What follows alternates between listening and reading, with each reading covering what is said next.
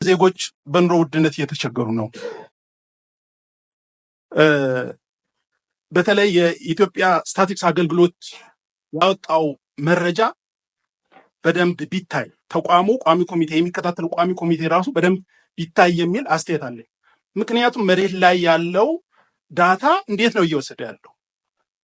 አሁን የምግብ ዘይት በአመት ውስጥ በ600 ብር ጭማሪ ነው የጨመረው። የጤፍ ዋጋ ያለው ሁኔታ እናውቃለን። አጠቃላይ በዕለት ተዕለት የምንጠቀማቸው የኑሯችን የሚያስፈልጉ ጉዳዮች የዋጋ ሁኔታ ያለበት ደረጃ ዜጎች ያውቃሉ፣ እኛም እናውቃለን። በምን አይነት ሁኔታ ነው የኑሮ ውድነት ቀነሰ ከ2014 የነበረበት የዋጋ ንረት ወደ 14 ከ34% ወደ 14% ወረደ ሊባል የሚችለው? ስለዚህ ተቋሙ በደንብ ቢታይና የዚህ ታማኒነት ክቡር ሚኒስቴር መገለጫዎቹ በደንብ ቢሰጡን የዋጋ ንረትና ግሽበት ቀነሰ ከተባለ ማሳያዎቹ አሁን ካለው መሬት ካለው ነባራዊ ሁኔታ ጋር በደንብ ቢነግሩን የሚል እያንዳንዷ ነገር ከቀን ወደ ቀን ዋጋ እየጨመረ እንጂ እየቀነሰ ያለ ነገር አይታይም። የዚህ ሀገር ጉዳይ የሚገርመው አንድ ነገር አንዴ ዋጋ ከጨመረ ምርቱ ወደ ገበያ እንኳን ቢገባ ሰርፕለስ እንኳን ምርት ቢመረት ዋጋው አይወርድም እና ይሄኛው የት ላይ በምን ስሌት ምን ተብሎ የተወሰነ ነገር እዚህ ላይ ማብራሪያ ቢሰጥበት ተጨባጩን ቁጥር ተጠቅሶ ማለት ነው። የጅምላ ነገር ነው የሆነው። አንደኛው ጉዳይ በሌሎች ተናጋሪዎችም ተነስቷል፣ ግን አጽንኦት ለመስጠት ነው። ከቀረበው የበጀት ረቂቅ ላይ የደሞዝ ማሻሻያን በተመለከተ የተገለጸ ጉዳይ የለም። ምናልባት 269 ቢሊዮን መጠባበቂያ ይላል። መጠባበቂያ ለደሞዝ ለአበል ተብሎ ተገልጿልና አጠቃላይ የመንግስት ሰራተኛው ደሞዝ ደግሞ ወደ 266 ቢሊዮን ስለሆነ ይሄ ከ269 መጠባበቂያው የደሞዝ ጭማሪን የሚመለከት ጉዳይ አለ ወይ የሚል ነው። ምክንያቱም ክቡር ሚኒስትር እንደሚያውቁት የማክሮ ኢኮኖሚ ማሻሻያው ጋር ተያይዞ በከፍተኛ ሁኔታ የመንግስት ተቀጣሪዎች ነዋሪዎች ኑሮን መቋቋም በማይችሉበት ሁኔታ ላይ ነው የሚገኙት። በግልጽ የዳቦ ጥያቄም እየቀረበ ነው። በሐኪሞች በመምህራን እየተነሳ ነው። ስለዚህ ይህ ጉዳይ መልስ ይፈልጋል። ሐኪሞች ወይም ሌሎች የመንግስት ሰራተኞች እያነሱት ያለው ጥያቄ የቅንጦት ጥያቄ አይደለም። ክቡር ሚኒስትር፣ በመሰረታዊነት የመንግስትን ስራ ለመስራት የቤት ኪራይ ከፍለው ልጆቻቸውን መግበው ልጆቻቸውን ትምህርት ቤት ልከው የሚኖሩበት ሚኒመም የሆነ ተመጣጣኝ የሆነ የደሞዝ ጥያቄ ነው። ስለዚህ መንግስት ይህን ጉዳይ ትኩረት ሰጥቶ በበጀት ረቂቁ ውስጥ ሳያካትት መምጣቱ አስገርሞኛል እና በዚህ ጉዳይ ማብራሪያ ቢሰጥ ነው። ሁለተኛው በዚህ ዓመት ይጣላሉ ተብሎ በቀጣይ ዓመት ይጣላሉ ተብሎ የታሰቡ አዳዲስ የታክስ አይነቶች አሉ። ባለፈው ዓመት አንዳንዶቻችን እየተቃወምናቸውም ቢሆን የተጣሉ የታክስ አይነቶች በቀጥታ ለኑሮ ውድነትና ለዋጋ ንረት እያጋለጡ እንደሆነ በግልጽ ተመላክቷል። ለምሳሌ በእንስሳት መኖ ላይ የተጣለው የተጨማሪ እሴት ታክስን ይህንን ስንቃወም ነበር እዚህ ምክር ቤት። እንዴት ወደ ዋጋ ንረት ትራንስሌት አረገ፣ ወደ ዋጋ ውድነት ትራንስሌት አረገ ሲባል የሌማት ትሩፋት አለ በሚባልበት ሀገር 1.6 ቢሊዮን በላይ እንቁላል እያበረትን ነው በሚባልበት ሀገር አንድ እንቁላል 23 ብር እንዲደርስ አድርጓል። 1 ሊትር ወተት ኦልሞስት ከ110 ብር በላይ እንዲደርስ አድርጓል። በቀጣይም በነዳጅ ላይ ተጨማሪ እሴት ታክስና የኤክሳይዝ ታክስ እንደሚጣል እንዲሁም የነዳጅ ተሽከርካሪዎች ዝውውር ታክስም ኢንትሮዲዩስ እንደሚደረግ ተገልጿልና ይህ ጉዳይ በቀጥታ አሁንም የኑሮ ውድነቱ የሚያባብስ ነው። ክቡር ሚኒስትር፣ በጣም ግራ ያጋባኝና ለኔ በተወሰነ ደረጃ አስቂኝም ሆኖ ያየሁት ደግሞ ከነዳጅ የሚሰበሰበው ተጨማሪ እሴት ታክስ እና ኤክሳይዝ ታክስ በመደበኛ በጀት ውስጥ ተካቶ ለነዳጅ ድጎማ ይውላል ይላል ማብራሪያው ላይ። ምን አይነት ጨዋታ ነው ይህ? ማለት በቀላል እኮ ታክሱን አለመሰብሰብ ይቻላል አይደል? ዋጋው እንዳይጨምር እና አመክንዮው ትንሽ ግልጽ አይደለም። ሌላ ጥያቄም ሲያነሱት ነበርና ይገባኛል። መንግስት በተቻለ መጠን ወጪዎቹን በገቢ ለመሸፈን ጥረት እያደረገ እንደሆነ እረዳለሁ። ግን ደግሞ ምንጥላቸው ታክሶች እና ከታክስም በተጨማሪ ታክስ ነክ ያልሆኑ ገቢዎች በርካታ መስሪያ ቤቶች ላይ ከፍተኛ የሆነ ጭማሪ የአገልግሎት ጭማሪ ተደርጓል። እነዚህ ተደራራቢ ታክሶችና የአገልግሎት ክፍያዎች ምን ያክል የማህበረሰባችን የመክፈል አቅም መሰረት ያደረጉ ነው የሚለው ነገር መጠናት አለበት ብዬ አስባለሁ። በዚህ ላይም ክቡር ሚኒስትሩ ማብራሪያ እንዲሰጡ እፈልጋለሁ።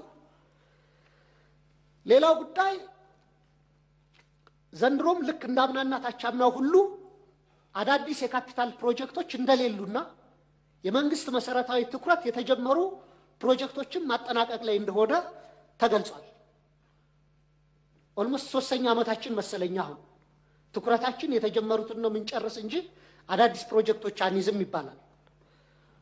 ልክ ነው፣ የተጀመሩ ፕሮጀክቶች ማለቅ አለባቸው።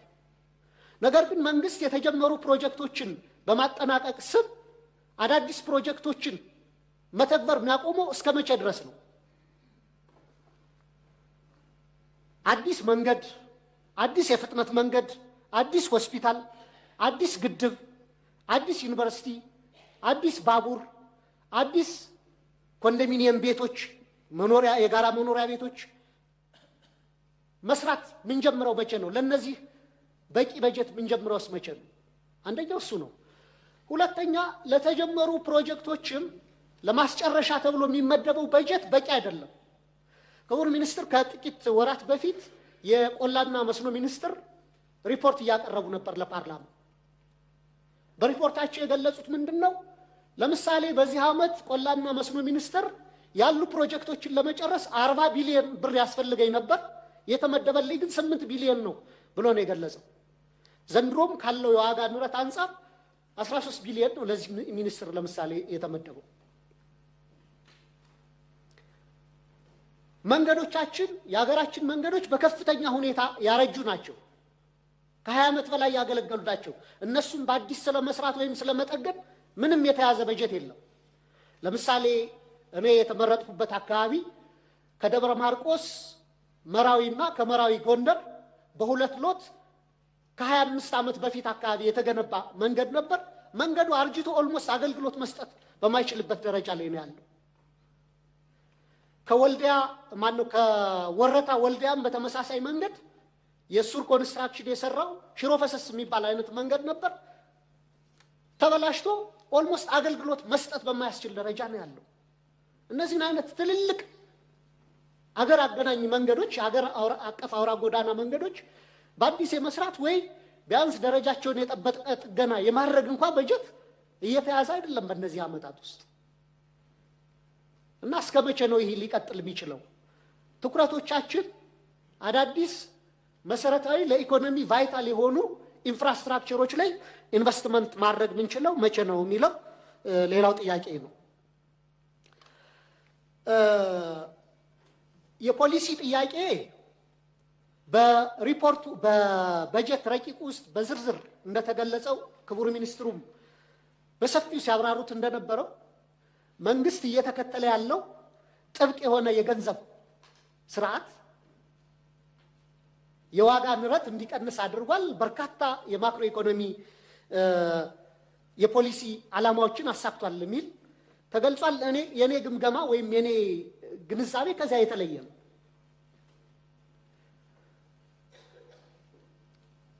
መንግስት የመኒ ሳፕላይ ሊሚት ማድረጉ ገበያ ውስጥ በከፍተኛ ሁኔታ የጥሬ ገንዘብ እጥረት እንዲከሰት የመኒ ሳፕላይ እጥረት እንዲከሰት አድርጓል።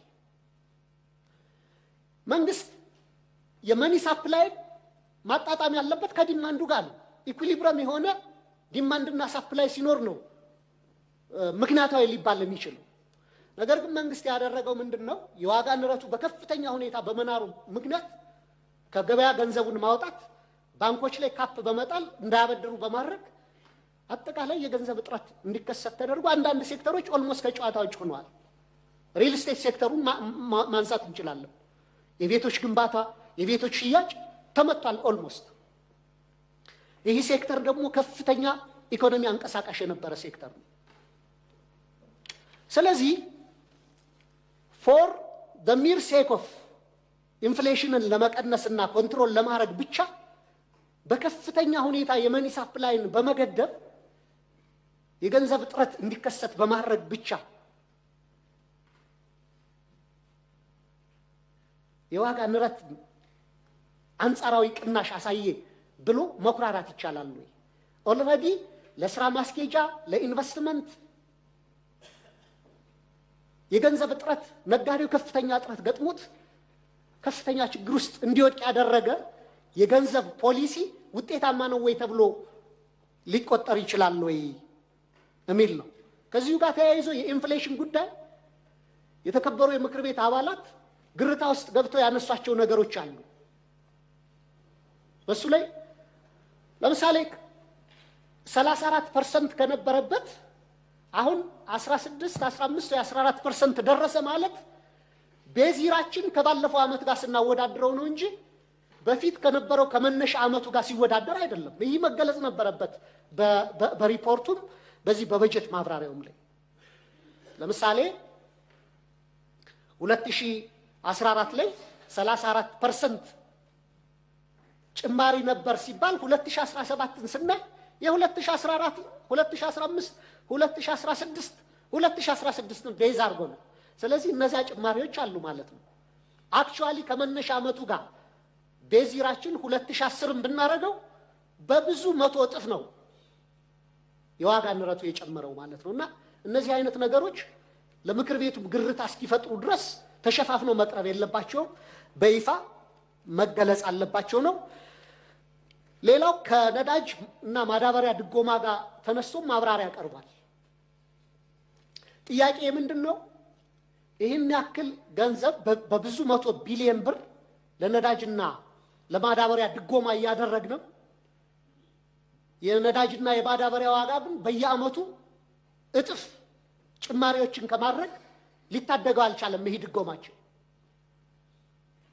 በዓለም አቀፍ ገበያ ላይ ካየነው የነዳጅም ሆነ የማዳበሪያ ዋጋ ባለፉት 10 ዓመታት የተለየ ዋጋ ጭማሪ የለውም።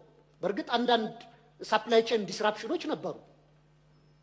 ያ በሌለበት ሁኔታ መንግስት የውጭ ምንዛሬን በነፃ ገበያ እንዲተገበር ከማድረጉ ጋር ተያይዞ የመጣው ጫና በስጋትም ስናነሳ የነበረው ጫና አሁንም መቋቋም ማንችለው የዋጋ ውድነት የሸቀጦች ዋጋ ውድነት እያደረሰ ነውና እንዴት ነው መቆጣጠር የምንችለው? ቢያንስ እስካሁን የተከሰተው ተከሰተ፣ እስካሁን የተፈጠረው ጉዳት ተፈጠረ።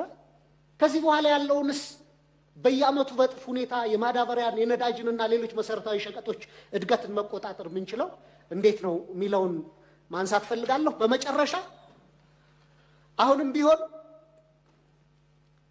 ለምሳሌ ለኢኮኖሚ ሴክተሮች፣ ለማህበራዊ ሴክተሮች የተመደቡ በጀቶች በጣም ትንሽ ናቸው ከጠቅላላ በጀቱ አንጻር ሲታይ። ለጸጥታ ዘርፍ የመደብናቸው በጀት ደግሞ በመቶ ቢሊዮኖች ነው። ለመከላከያ፣ ለደህንነት፣ ለፌዴራል ፖሊስ ለእንደዚህ። ጥያቄ ምንድን ነው? ካለፉት ጊዜያቶች ጋር ስናወዳደር ብዙ ሰው ይህ እንደማይመቸው ይገባኛል።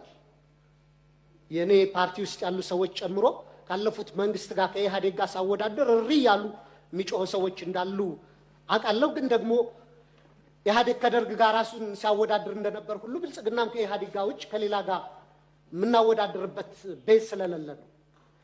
ስለዚህ በኢህአዴግ ልማታዊ ይባል የነበረ መንገድ፣ መብራት፣ እነዚህ ነገሮች ይሰራ የነበረ በጀቱም ለነዛ ከፍተኛ የነበረው አሁን ኦልሞስት ተገልብጦ ለጸጥታና ለደህንነት ሴክተሮች ላይ ነው ከፍተኛ በጀት እየመደብነው ያለውና ሴኩሪታይዝድ የሆነ ስቴት አልሆነም ወይ? ይሄ ያን አያሳይም ወይ? ከልማት ወደ ሴኩሪታይዝድ የሆነ መንግስት አልተቀየረም ወይ ብልጽግና የሚለውን ሁለቱን በንጽጽር ማብራሪያ ቢሰጠኝ ለማለት ነው። በጣም አመሰግናለሁ።